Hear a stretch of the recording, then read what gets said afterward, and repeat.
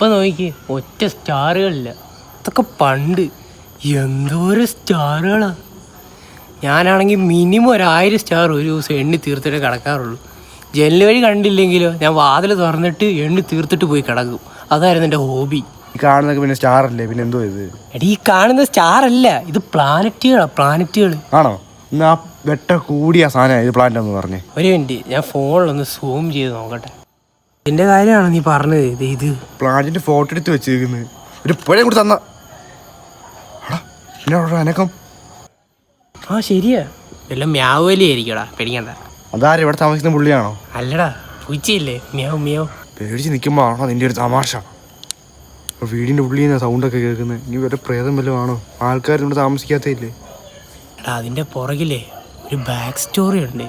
ഞാൻ ചുരുക്കി പറയാം. നിന്റെ കഥ കേൾക്കാൻ വന്നതല്ലേ, പെട്ടെന്ന് കാര്യം എന്ന് വെച്ചാൽ പറയവർക്ക്. എടാ, അതെൻ്റെ അമ്മൂമ്മ പറഞ്ഞൊരു കഥയാണ്. പണ്ട് ഈ വീട്ടിലെ ഒരു അപ്പൂപ്പനുണ്ടായിരുന്നു. ആ പുള്ളിക്ക് വലിയ ആഗ്രഹമായിരുന്നു ഈ വീടിൻ്റെ പണി തീർക്കുക എന്നുള്ളത്. പക്ഷേ വീടിൻ്റെ പണി തീരുന്നതിന് മുമ്പേ പുള്ളി തട്ടിപ്പോയി. അപ്പം തൊട്ട് പുള്ളി ബംഗാളികളെ തൊട്ട് ഈ വീട് ഇങ്ങനെ നിർത്താതെ പണിതുകൊണ്ടിരിക്കുക. നീ എന്തൊരുത്തനാണോ? ഒരാളുടെ മരണ വാർത്ത കേട്ടിട്ടാണ് നീ കിടന്ന് കിണിക്കുന്നത്. ചിരിക്കുന്നല്ലടാ, കരയുന്ന. പുള്ളി മരിച്ചെങ്കിൽ പുള്ളിയുടെ പ്രേതമായിരിക്കടാ അത്.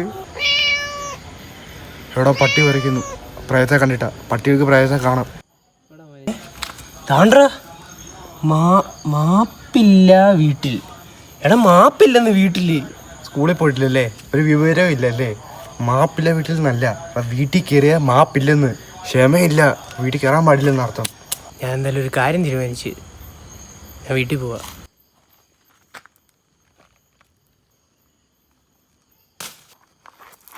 ഇത്രയ്ക്ക് പേടിയാ? ഒരു കല്ലെടുത്തെറിഞ്ഞപ്പോഴേക്കും ഓടി.